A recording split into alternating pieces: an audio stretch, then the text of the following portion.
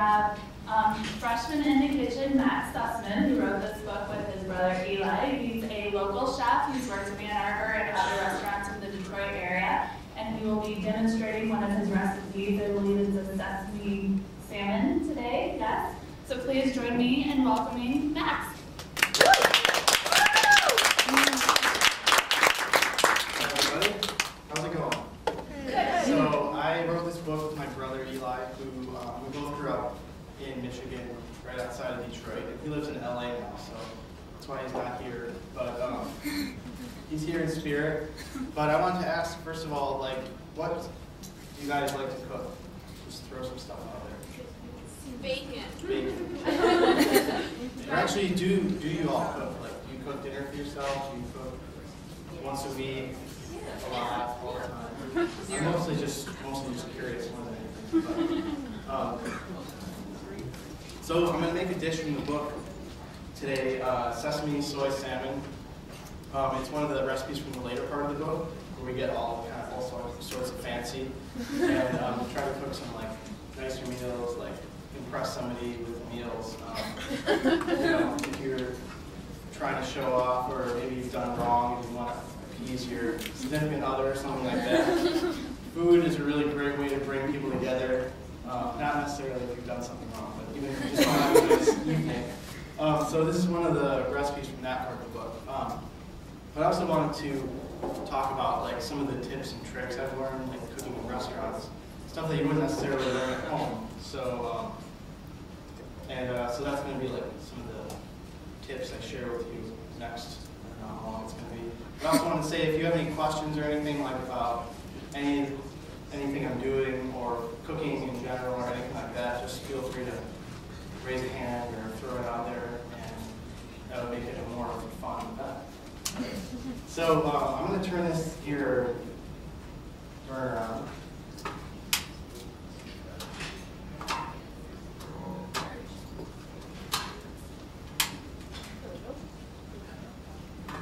And so basically what we're cooking is a nice salmon fillet here, the skin's on. And the first trick that I've learned in restaurants is to get your pan incredibly smoking hot. And this is something that a lot of people are afraid to do at home because you think if there's smoke, then there's going to be fire. And that may be true, but if you have proper ventilation, there's nothing to worry about. But really, you're not going to cause a fire, but what you really want to do is get your pan really hot before you put any in it. Anytime you put something in the pan, it's going to take that temperature back down. So what you're trying to do is say you're going to caramelize some food. That's how you get the really delicious flavors if you're cooking a piece of fish or meat or vegetables or anything that has sugar in it. Caramelization is where you get all the good flavor.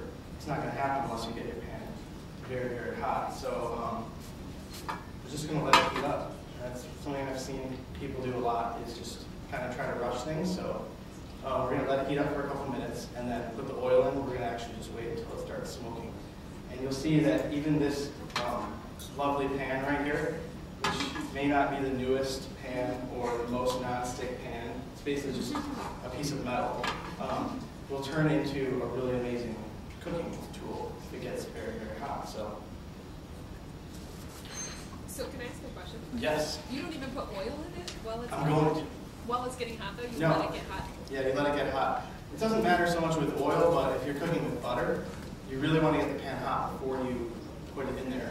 Otherwise, you risk it burning, because the solids in the butter are going to burn really quickly before it actually gets hot. But and then in the restaurants, we like that. I would recommend that. You just touch it really quick, and if it burns your hand, you can keep heating it for a little longer. So I just put about 2 tablespoons in there, and it's clearly not ready yet. So you get a prize if you see smoke. You're the first one. I'm going to turn it up a little bit. Max, is there a certain type of pan you like cast iron? Or? I love cast iron pan. I like them all. But I actually grabbed this pan from the restaurant just to show that it doesn't need to be pretty, clearly, in order to get the job done. I have like a stainless pan at home. It's important that it's like got a really thick bottom, So that helps it distribute the heat evenly and makes stuff not burn, which is I do like a cast iron. Once I had a very special way of treating my cast iron pans, and one time a roommate got mad at me for not cleaning up my mess in the kitchen, so she got back at me by putting my cast iron pan in the dishwasher, which is like a terrible thing to do, and she only told me about it 2 years later. It would take that long for me to be alright with it. Still waiting for the smoke.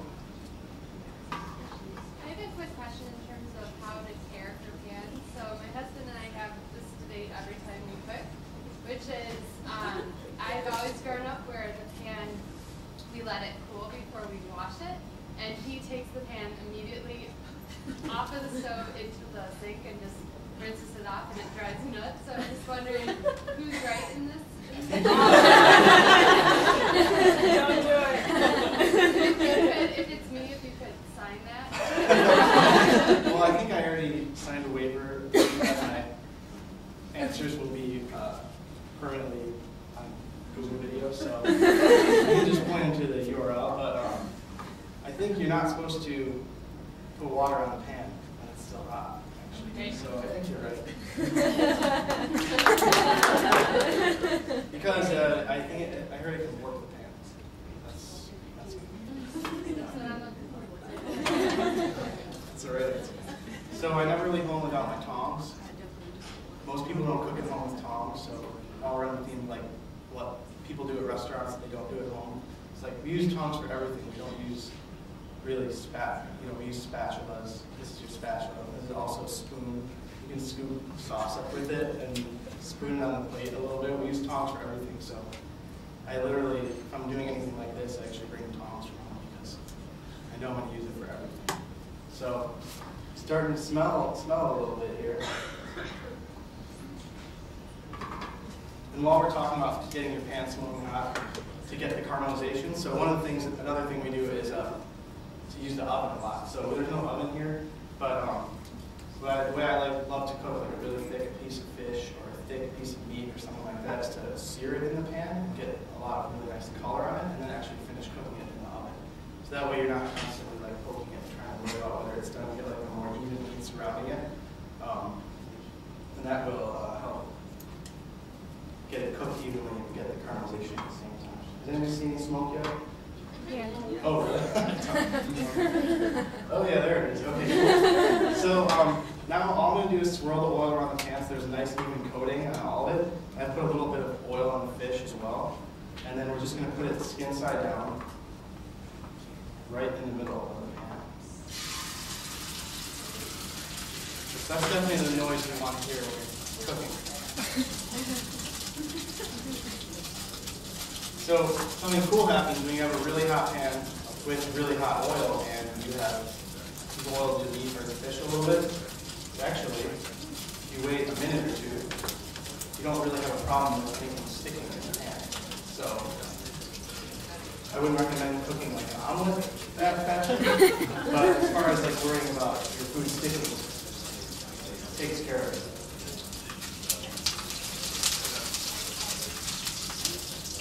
It's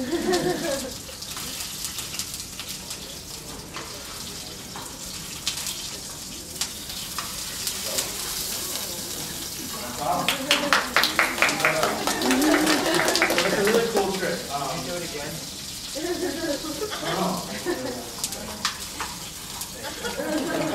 You don't have to clap. So you got a really nice caramelization, you have really nice brown, and it's crispy, but it's going to be like really flaky and buttery on the inside of the dough. And then what I would do now is take a pan and just put it in the oven that you had already preheated at about 350, and another 5 minutes, so depending on like how well you like the fish, you'll have a wonderful, perfectly cooked piece of fish. So that is a good thing to try to do at home. Over here you guys see some ingredients. We have some white wine, we have soy sauce, sesame oil, ginger, this is a white onion, and we have limes over here, some brown sugar, and toasted sesame seeds. So So these are all the ingredients in the sauce, in the sesame-soy salmon, which is actually really hard to say. We didn't realize it when we wrote the recipe, but it's kind of hard to say out loud. Let's turn this down a little bit.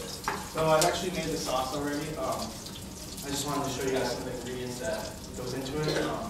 One of the things that another trick I learned in restaurants is to try to use the freshest ingredients possible. So whenever you can, you know, buy a lime and like squeeze the juice yourself as opposed to buying lime juice. You know, it takes an extra maybe 30 seconds, but the flavor is really going to make a really big difference. In restaurants, that's all we do. That's really one of the biggest differences that makes a really great restaurant from kind of a more average restaurant is how much of the work that you do from scratch. So, for example, at where I work right now at E, we get a case of lime and we cut them in half and we juice them all. That's our lime juice. Like, we don't buy premium lime juice. So it's a lot more work, but it makes a huge difference. And the same goes for like fresh herbs as opposed to dried herbs. I definitely recommend taking the extra couple minutes to just chop the herbs yourself. So now on the bottom here, so we have like a really nice brown and crispy skin too. So if you like the salmon skin, this is going to be a really delicious part. If you don't, not eat it. It's still a little rare inside, but I wanted to show you that's how to cook some salmon right there. This is how you turn. Was that at a high heat the whole time? It was at a high heat and then I turned it down. Okay. And then if you wanted to cook it a little bit further, it's kind of like a good medium rare right now. I would put it in the oven and just keep it simmering on a really low heat. The one thing you don't want to do is cover it because you can actually feel it's like really nice and crispy, and that's going to get a little bit soggy if you cover it. It's going to kind of condense and put all that in there. So we have the sauce over here that's happened to have made earlier today. So it's basically these ingredients with some garlic also. One thing that's missing there. So we're just going to put it over like that. There's a little bit of sweet chili sauce in there that has a lot of sugar, which helps to thicken it, and so it makes a really nice glaze right on top. So that is the dish you use to show off to someone or just make a meal for your friends. So. I may have any questions or anything like that? I want to talk about the non-stick pan as long as we're back on pans. Unplanned question first. About a non-stick pan? Yeah. Sure. Well, non-stick pan is a good thing to have in your house. Like I said, you can definitely kind of like achieve some of the effects of a non-stick pan with this, but if you want to, like I said, make an omelet or make some good scrambled eggs, I recommend a non-stick pan, but just you gotta be careful not to scratch it because it will no longer be non-stick, and you'll have bits of Teflon in your food. Should not a good thing. So another thing we do at restaurants is we use a lot of butter, and it might seem a little like if you really saw how much butter went into your average restaurant meal, like at your favorite restaurant. How do they make their pasta like so delicious there? It's because they add probably like half a pound of butter. I'm not saying that that's a bad thing at all. But if you're ever trying to achieve some like richness and flavor, I recommend a lot of extra butter. Add that in there. But if you're ever making risotto, for example, like one of these rice dishes where you're like stirring it constantly, if you put in maybe half a stick of butter at the end, let that melt in there. It's going to make a big difference. How did you decide which recipes to put in the book? Well, when we were coming up with the idea for the book, the question was how do we decide which recipes to put in there? And it came about because, like, well, I'll tell you a little bit of the background of the book. So Eli and I, we both love to cook. And we both have really different styles of cooking. So I'm like working at nice restaurants, and he's working at diners.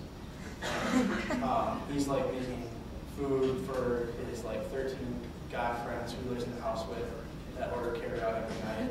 You know, so we have different styles, and we kind of try to bring them together to make some recipes that are like really great, really delicious food, but aren't gonna kind of take the time that you would think they would take. So it's all quick stuff, easy stuff. But like you said, that only really took about, I have no idea how long, 5 minutes or 10 minutes, something like that.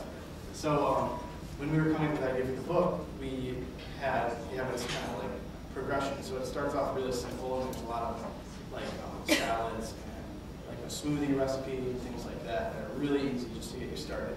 And then as the book goes on, there are we get into like the cooking, so we actually like start to use a frying pan and oven, and just kind of make it a little more complicated like that. And there's a vegetarian chapter, and then towards the end, there's these fancier recipes that you really get to show off. And the last one is there's some theme meals. So there's like an Italian feast you can cook with your friends, and Middle Eastern feast. So really, we came up with like the structure of the book and kind of tried to fit the recipes around that. So we're like, oh, we need something that's going to be, vegetarian but quick. We need something that you're going to use the oven for, the potatoes. And it was actually kind of a challenge because the way we cook is like kind of on a budget also. So we're like, oh, let's make this pasta. That's another good pasta. So we ended up having a lot of pasta recipes that, and they're like, well, aren't we trying to write a cookbook? We should take some of the pasta out and come up with some other dishes. So it was like this ongoing discussions that we had between them. Do you have a question? Yeah. Can you give us a little insight into the daily life of a chef? All right. Daily no life? Well, basically, I'll give you a little insight into the life of a restaurant, which you can just pretend that I'm there all the time, because I am. So basically, like, first thing in the morning is about 9 o'clock. That's when the first prep cooks get there. So they start off making a lot of the sauces. So we have like chicken stock, we make from scratch. Any of the sauces that take a long time to get on there and cooking and simmering. That's the kind of stuff that happens like early in the morning. So if you don't get it on first thing, pretty soon it's going to be 5:30 and you're open for service and you're not done with your work yet. So you get all that stuff going early, keep working all day. I get there around 10 o'clock, about a little bit after that. Make sure everything's going good. We have a list of all the things that we need to make. So everything's getting checked off, making sure that things are going. You have deliveries coming in all day. So, for example, we have a produce purveyor, we have a fish purveyor, a meat purveyor. We actually have like 3 meat purveyors. So they're all coming at different times, bringing you your different things you need, and then sometimes they don't come and don't bring you the things you need. So then you have to call them to find out where it is. For example, today the eggs did not show up, and that was not necessarily a good thing. So luckily, we're right next door to a market, so we can do that. So what I'm doing all day is making sure that we're getting all the production done that we need to make sure that the night is going to go smoothly. The last thing you want to happen is realize that you're actually out of something, and it's 7:30 and someone just ordered it, and you're out of it. So, and it's actually really surprising how easily that can happen. So you have to be constantly monitoring everything, making sure that you have enough. If you're running low, make it. So, and then about, I would say, 3 o'clock, the line cook's coming. So during the morning you have prep cooks. There's about 3 people in the kitchen. And then during the afternoon, the line cook's coming. There's all of a sudden 4 more people in the kitchen, and you thought you felt cramped earlier. Well, the kitchen just got a lot smaller. So they start setting up their stations. So the way the kitchen works in a restaurant is you have a line. So say this table maybe twice as long as that is the line. You have different stations where different dishes get made. So this would be the saute station, because there's a frying pan here. There's also a grill, and there can be a deep fryer. So the different kitchens set it up different ways. So at Eve, where I work, there's 3 stations. So each of the cooks is responsible for setting up their, what we like to call mise en place, which is all the stuff they need for the night. So to chop fresh herbs every night, chop all the garnishes for the different dishes. Make sure you have fresh shallot or garlic chopped and all that stuff. Make sure your fish is cleaned and trimmed and ready to be, and portioned and ready to be cooked. So all that happens between about 3 and 5:30, and then at about 5, everyone realizes how late it is, and starts to panic, and everyone starts to move a little bit faster, and the temperature increases, and then at about 5:30, most restaurants, that's when they take their first seating, so it's your time to shine, but it's also the time where you realize what you didn't have, because sometimes you get an order and you're like, oh, you need to make that sauce really quick, or make that garnish, so. And then from about 6 o'clock until about 10 o'clock, especially on the weekends, that's it. You're just running nonstop to make sure that orders get filled and people don't get really mad at the servers, and then the servers get mad at you, and everything breaks down. But if all goes well, then you worked as hard as you possibly ever did for about 4 hours, and you did not get dehydrated to the point of passing out. And you clean the kitchen and come back and do it again the next day. So, that's one day. I heard you're not supposed to go to restaurants on Monday, so you don't get the freshest ingredients on that day. Is there any truth to that statement? There is a little truth. Well, so my restaurant is closed on Monday, so you don't have to worry about that. But most all restaurants get deliveries on Tuesday and Friday. So, if anyone's read like No Reservations or anything like that, he does a really good part where it's like, okay, so if you just use logic, okay, so every Tuesday and every Friday, well, that means on Thursday, and since most nice restaurants are closed on Monday, Thursday and Sunday, those are the days before they get their fresh deliveries. So obviously, it's not going to be freshest, but if you run a really good kitchen, you don't just get deliveries on Tuesday to Friday, and you store your fish properly and make sure that it's just as fresh on Sunday as it was on whatever day it might come in. If you really want to be sure, you can always ask your server what they recommend. Usually they'll. What's your favorite dish to eat right now? Right now, my favorite dish at Eve is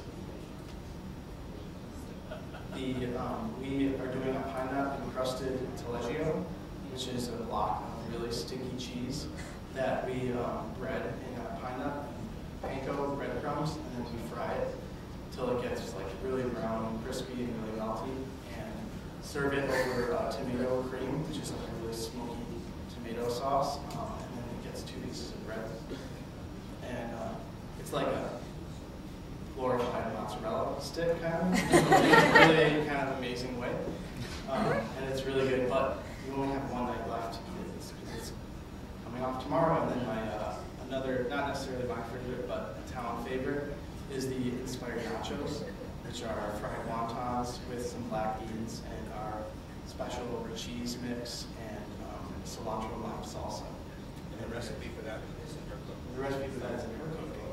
We've actually had people come in, because it hasn't been on the menu for a couple months, we've actually had people come in, sit down, not look at the menu, order the nachos, and then when they find out it's not there, they actually just leave. It's like so important to something else. They just don't even, I don't know, maybe they just go home after that. They don't want to stay and eat in the restaurant. So. Excluding Eve, what's your favorite breakfast place, lunch place, or dinner place in Ann Arbor? My favorite breakfast, lunch, or dinner place. Well, I end up eating a lot of Korean food for breakfast because there's a really good Korean place in the same market that Eve is in. So I end up going over there when I realize I'm really hungry and I'm eating all day. But I really like to eat at Angelo's. It's a really good breakfast there. What else is there? Northside Grill. Fleetwood. Sometimes you just gotta do it.